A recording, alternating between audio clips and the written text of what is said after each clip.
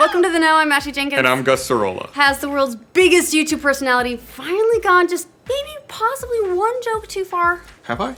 Well, Oh, no, PewDiePie, aka Felix Kjellberg, has now been cut from his partnership with Disney-owned Maker Studios, where he also had co-ownership of his own multi-channel network over some controversial videos he's been making for the last several months. yeah, on top of all that, even YouTube has jumped on the dog pile, cutting the second season of his YouTube Red series Scare PewDiePie, as well as removing him from any of their premium ad sponsorships. Ouch. All of these partnerships blowing up yesterday are the result of multiple videos with the anti-Semitic imagery and humor, with partners now distancing themselves from Kjellberg and his edgy humor. Yeah, so now there's a little bit of a debate happening about whether or not this is an overreaction, or if it's some form of censorship, or if PewDiePie actually finally crossed some kind of edgy line. Let's, back up to actually what happened. It started with a report by the Wall Street Journal where they documented 9 of PewDiePie's videos over the last several months which had anti-Semitic imagery, including Nazi salutes and shots of Hitler. One video showed someone saying Hitler did absolutely nothing wrong while dressed as Jesus. So, yeah, I can see why people would be a little bit upset here and there. In one of the more recent ones, posted on January 11th, Kjellberg apparently used the freelancing site Fiverr to commission an Indian comedy duo to hold up a sign that read, "Death to all Jews." Okay. It's funny. I don't know, I guess it's supposed to be funny. There's, of course, a little bit of context for that. The video was about the craziness of the modern world, and Kjellberg said he was trying to show how ridiculous it is that you can use a service like Fiverr to pay anybody to do anything.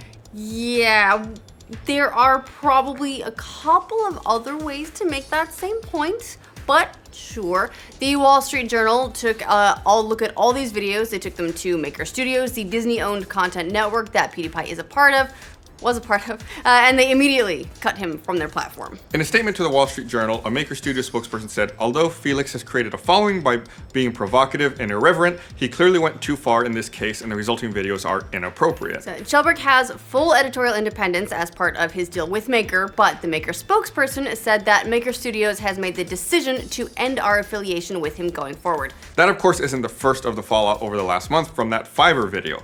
The Indian comedy duo that held the sign also released a video apology stating, "We don't really know what the message means." They were even blacklisted by Fiverr, which takes away one source of income for them. PewDiePie asked last month for their bans to be rescinded. Now, as you can imagine, PewDiePie getting cut from Maker caused a little bit of a splash all around the internet. But it wasn't just Disney that decided to distance themselves from PewDiePie. YouTube, which is owned by Google, said that it's canceled season 2 of PewDiePie's reality show after the controversy arose. You think it's not based on the videos, but based on the controversy. Do you think that it's like guerrilla marketing and they're trying to scare PewDiePie? God damn it, Gus. In a statement to Variety, a YouTube spokesperson said, "We've decided to cancel the release of Scare PewDiePie Season 2, and we're removing the PewDiePie channel from Google Preferred." Google Preferred is Google's advertising program for selling popular brand-safe content on YouTube. Yeah, well, I guess that would make it a little bit not so brand safe.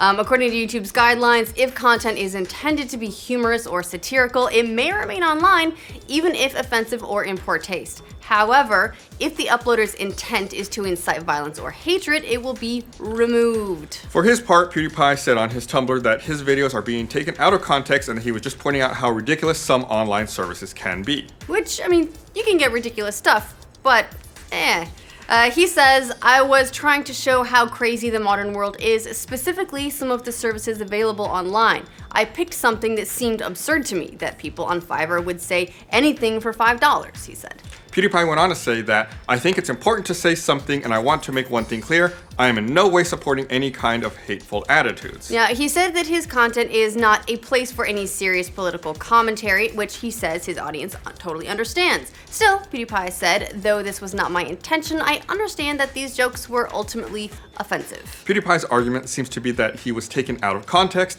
that he wasn't embracing Nazi imagery, but was merely saying, "Hey, isn't it insane what you can pay people to do on the internet?"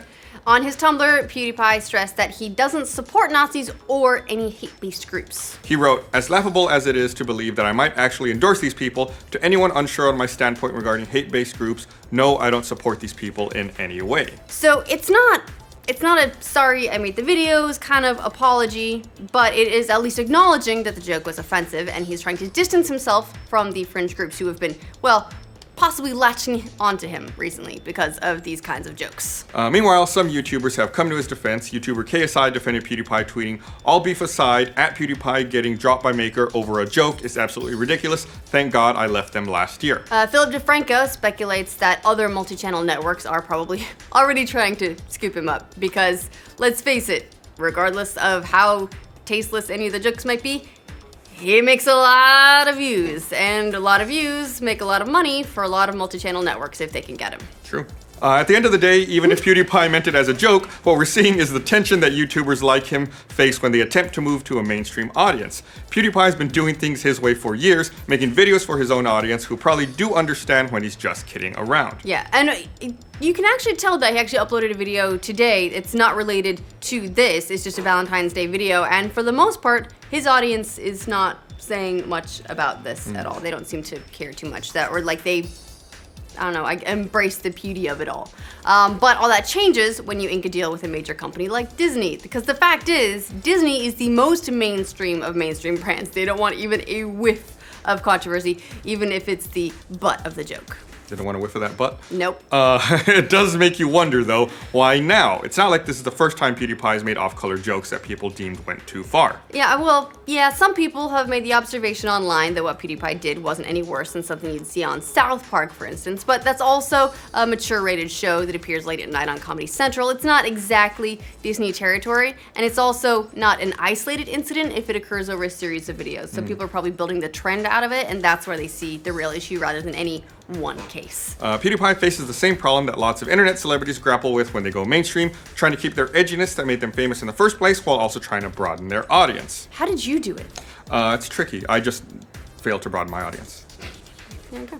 Meanwhile, big name brands like Disney want to kind of glom on to internet stars' popularity, but ideally without having to deal with things like, Nazi and Hitler references. At the end of the day, it really doesn't matter what anybody thinks or whether or not this joke crossed the line. What matters is that it crossed the line for Disney because that's who signed his checks. Yeah, so as far as what this means for PewDiePie, his career over? Oh no, hardly. He's still got his YouTube channel, he's still got his millions of subscribers, and his other entertainers, other entertainers have ridden out the controversies like this in the past. It just means that those millions of views he got won't be quite as lucrative as they have been, at least until another network scoops him up. Plus, he makes content for his exact audience, and judging from the comments on his latest videos, not too many of them are riled up about the current controversy. Nope. Comedians, radio personalities get called out all the time for making offensive, edgy jokes. When you're trying to live on an edge, sometimes you end up crossing that line. It happens a lot. Radio host Howard Stern was fined repeatedly by the FCC over his career, and he went on to co-host America's Got Talent. Doesn't get more mainstream than that. Philip DeFranco seems to even think that this will all work to PewDiePie's advantage. He has the advantage here, DeFranco tweeted, "You just don't see it." Well, he did manage to successfully get everyone to bump him over 50 million subscribers, so maybe we're missing something. What do you think of the PewDiePie controversy? Did he go too far? Or is this an innocent joke? Let us know in the comments. And for all your video game and YouTuber news, be sure to like this video and subscribe to The Know. Looking really good, Welcome to The Know, I'm Ashley Jenkins. Wait, was it Chelberg? Chelberg. Okay, yeah, sorry, I forgot the final confirmation. I think Joel has been Hitler 5 times. He's been Hitler a lot, so watch out for him. Maker's gonna drop him next. At the end